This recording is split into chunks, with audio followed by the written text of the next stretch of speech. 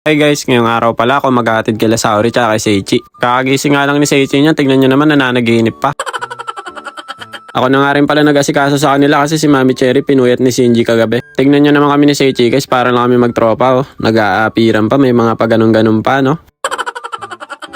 At pagkatapos ko naman gayakan si Seichi, ginising ko na rin si Saori. Hinilamusan ko lang toothbrush tapos sinuklayan ko ng buhok. Sa gabi nga rin pala sila naliligo guys, kaya pagising nila ng umaga, naghihilamos tsaka toothbrush na lang sila. Nag-aalmusal din nga pala sila guys, minsan ng tinapay, saging bago sila pumasok. Pero pag wala silang gana, hindi talaga sila kumakain sa umaga. Bale, eto mga bandang 8:30 ng umaga, umalis na nga rin pala kami. May pasok pala dapat ako ngayon guys, kaya lang may check up si Shinji kaya nagpasama sa akin si Mami Cherry. Kaya nung nakaraan pa lang, nagpaalam na ako kay boss na magde-day off ako ngayon. Napakaganda nga ng mood ni Seichi ngayon guys, lunes na lunes, ganadong pumasok sa school.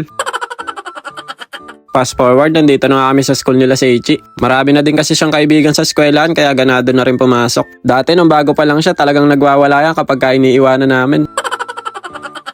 Bale, ito pagkahatid nga namin kay Seichi, si Saori naman yung sunod natin. Sa mga hindi nga pala nakakaalam guys, magkaiwalay nga pala yung school nila Saori tsaka ni Seichi. Siguro mga 10 minutes lang din naman yung layo. Wala na kasing bakante sa school nila Saori dati kaya sa ibang school napunta si Seichi. Bale, ito nandito na nga rin pala kami sa school nila Saori. Pagkahatid ko nga kay Saori, umuwi na din ako agad kasi aalis din kami nila Mami Cherry. Sa hospital pala kami pupunta ngayon guys, kung saan pinanganak si Shinji. Ganito pala sa lugar namin, wala masyadong tao, halos nasa trabaho lahat. Nahatid na natin yung dalawa. Mamaya alis pala kami, no? Punta kami ng hospital. Check up ni baby ngayon. Kaya hindi rin ako pumasok sa trabaho para masamahan ko si Mami Cherry. Dito na ako sa bahay.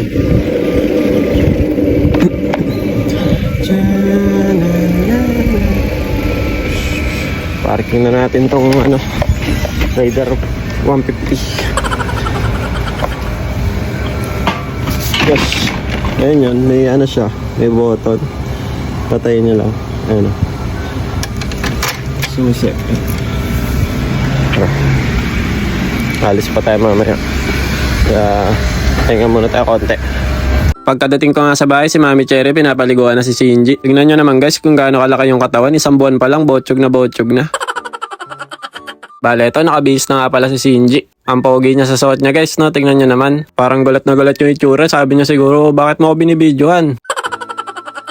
Bale, ito bago nga pala kami umalis, kumain muna kami ni Mami Cherry. Kaya ayan, pinabantayan muna namin sa lola niya para hindi na umiyak. Pinagluto na kasi kami ni Mama ng almusal, yung natira kong bangus kagabi na 2 piraso. Tapos nagready na din si Mama ng bagong isda, nilagyan niya ng kamatis tsaka sibuyas. Tara guys, kain tayo. Itadakimasu. Mabilis ang kain na nga rin pala yung ginawa namin dahil nag-ahabol din kami sa oras. 2 bus kasi yung sasakyan namin, bali aabot din ng 1 oras yung biyahe. Ang sarap talaga ng daing na bangus guys, no? Lalo na yung babad sa suka na maraming bawang. Tapos isasawsaw niya sa bagong isda na may kamatis tsaka sibuyas. Nako, taob talaga kaldero nung par.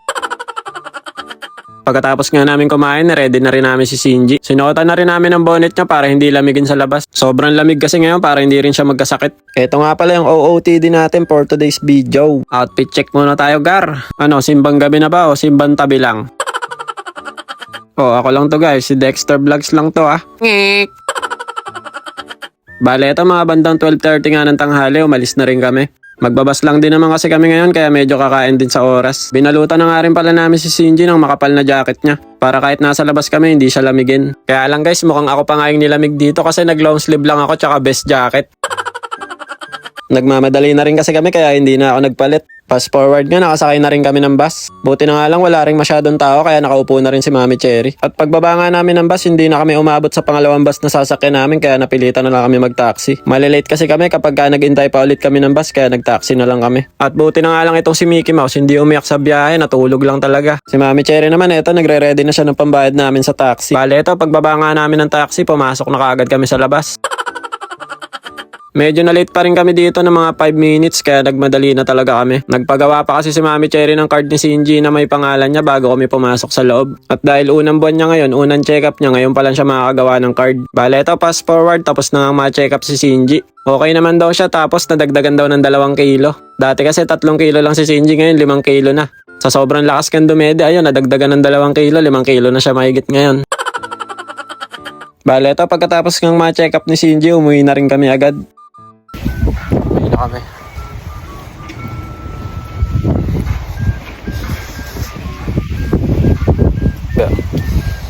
Mami. Tapos na. Ang lamig.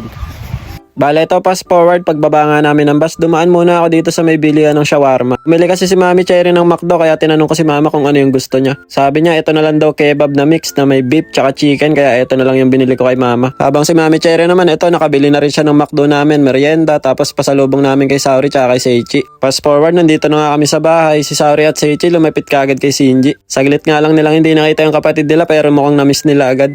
Tuwan-tuwa nga sila kasi yung McDo na binili namin may kasamang laruan. Si Mama na nga rin pala yung sumundo sa kanila dahil alanganing oras na din kami nakauwi. Ang galing nga nung na-order ko sa may McDo guys, yung Godzilla na burger. Madalas ko kasi ito nakikita sa mga kaibigan ko kaya naisipan ko rin subukan. Masarap siya guys, tapos maanghang yung sauce niya. Bale ito guys, nagmerienda lang din kami ng sabay-sabay pagka uwi namin. So paano, hanggang dito na lang muna. Kita-kits na lang ulit tayo bukas. Jane, mata ne, arigatou gozaimasu. Ngik, ngik, ngik. Bye-bye!